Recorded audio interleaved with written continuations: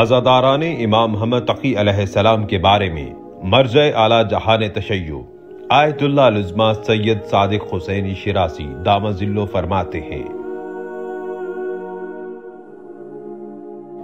इमाम मोहम्मद तक़ी अलैहिस्सलाम की हदीस शरीफ में वारिद है कि मोमिन को चंद खसलतों की जरूरत है।